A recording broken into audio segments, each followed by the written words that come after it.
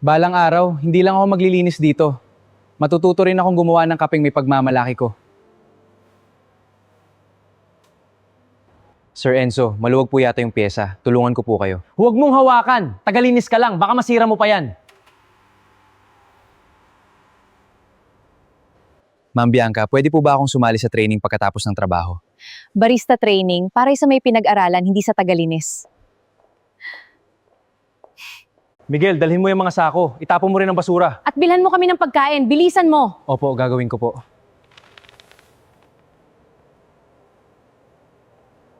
Nakita kong gusto mong matuto. Sa halip na itapon, sa'yo na lang itong manual. Salamat Lara, pag-aaralan ko talaga ito. Tamang sukat, tamang init at tamang oras. Hindi man mamahalin ang gamit ko, matututo rin ako. Mabango, susubukan ko ulit. Ma, hindi pa po perpekto, pero kayo ang unang titikim. Anak, nalalasahan ko rito ang sipag at pagmamahal mo. Sa bawat higop, nadarama ko ang iyong pagmamahal. Paano mong nalaman na mataas ang kalidad ng beans na to? Mas matamis po ang aroma at pantay ang kulay ng mga butil. Magaling. Tandaan mo Miguel, hindi diploma ang nagbibigay ng lasa sa kape. Kundi kaalaman, tiyaga at malasakit. Tama. Sige, ipakita mo. Ang sarap ng kape mo, Enzo. Balang araw, magkakaroon ako ng coffee shop na walang taong minamaliit. Bakit ang bagal ninyo? Ang haba na ng pila. Kulang tayo sa barista. Hindi na namin kaya lahat. Ako na po sa paglilinis para makapag-focus kayo. Sige, bilisan nyo na. Kailangan ko ng matapang na kape, pero hindi masyadong matamis. May meeting ako, kaya 5 minuto lang ang maihintay ko. Gagawin po namin aming makakaya, ma'am. Salamat.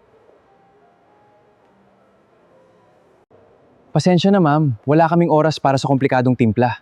Kung ganoon, aalis na lang ako. Hindi na rin ako babalik dito. Ma'am Bianca, kaya ko pong gawin ang hinihingi niyang timpla. Lumayo ka sa coffee machine. Tagalinis ka lang. Baka masira mo pa yan.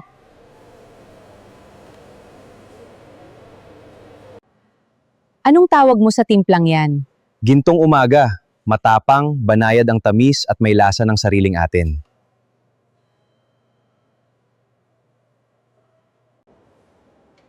Napakabalanseng timpla, matapang pero hindi nakakaumay. Sino ang gumawa nito? Ako po. Ako po ang gumawa niyan ma'am. Original recipe ko po. Magaling talaga ang senior barista namin. Pero ako po ang nagtimpla niyan. Aray, napaso ako! Ma'am Bianca, hindi ko kaya to mag-isa. Miguel, ikaw muna. Ingatan mo ang makina.